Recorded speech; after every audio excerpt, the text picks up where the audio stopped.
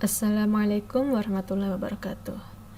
Welcome to the fifth meeting of critical discourse analysis. Today we're going to learn about how to make discourse analysis critical. So in this meeting we're going to further know about the differences between discourse analysis and critical discourse analysis. What makes it critical? Okay, first, in the 20th century, most of discourse analysis works were considered non-critical. Why? Because they did not present a critique of social practices. They did not contain the critiques from the analyst. At that time, discourse analysis only had three main purposes, which are to identify and describe how people use language to communicate, to develop methods of analysis that help to reveal the categories or language varieties of discourse and the essential features of each variety, and then to build theories about how communication takes place. After that, gradually, there were more and more discourse analysts with a broader agenda. So instead of only analyzing discourse based on those three criteria, but now they see discourse both as a product of society and also as a dynamic and changing force that is constantly influencing and reconstructing social practices and values, either positively or negatively. So, in order to do a CDA, we have to make sure that the discourse has these criteria, influencing and reconstructing social practices and values. In order to approach this broader agenda, they need to address and analyze discourse practices in critical ways, questioning the text and processes that they study. This requires commitment to social concerns. So you may be asked about what is critical exactly in this type of critical discourse analysis. First, let me explain that CDA focuses on seeking the origins of social problems and finding ways to analyze them productively.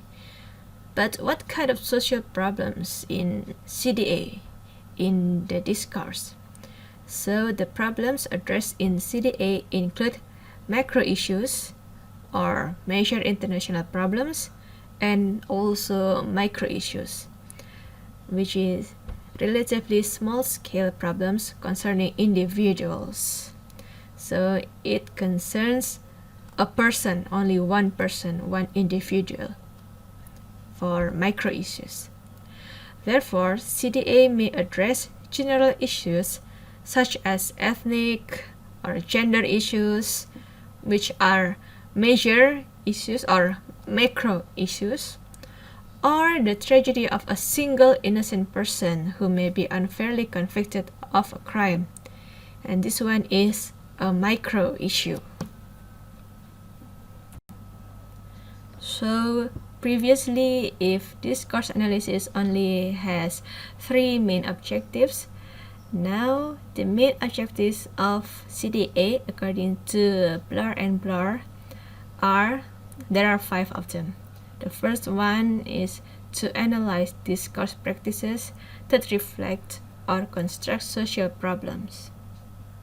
So in CDA, the discourse that is being analyzed has to contain social problems. If there is no social problems, it is impossible to analyze it critically.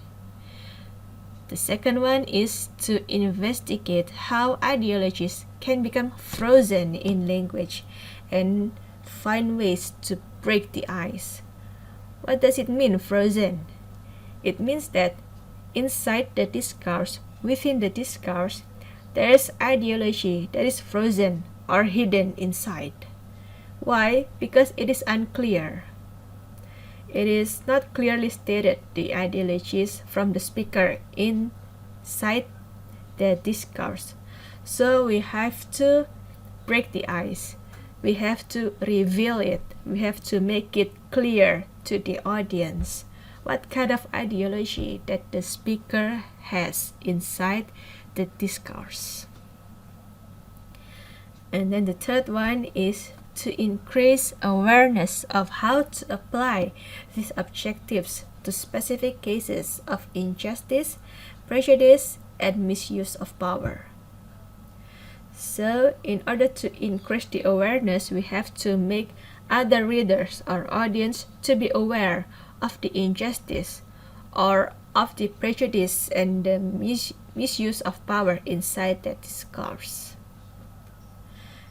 And then the next one, the fourth one, is to demonstrate the significance of language in the social relations of power. So, as I have explained before in our previous meetings, that language is not powerful on its own. It becomes powerful from the person or the people that has the power to use it. So, in analyzing a discourse critically, we have to demonstrate why it is important that the speaker use this kind of language in the discourse. And then the fifth one is to investigate how meaning is created in context. We have already discussed about context also in our previous meeting. And then if you read Fairclough's book entitled Language and Power, in the first chapter you will find the term critical language study.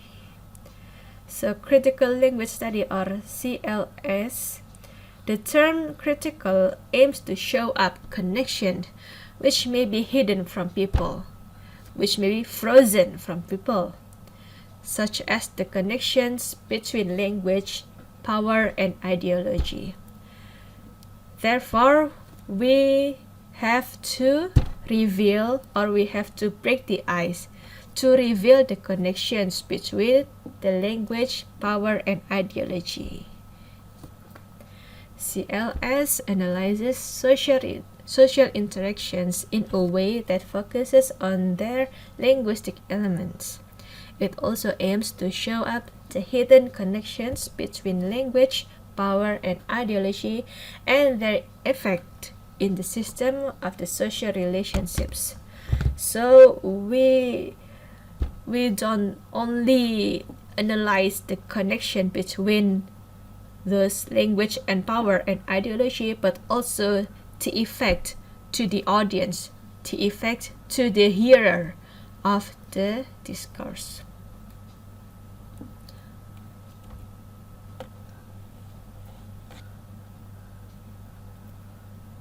Generally, the word critical denotes the habit of evaluating an object or situation based on a system of rules, principles, and values. So this time we're going to talk about what is critical exactly. So this is the explanation from Locke. And then the next one, within CDA perspective, critical is not always criticizing or being negative. So in order to be critical in analyzing a discourse, we're not always being negative about everything that's being said by the speaker.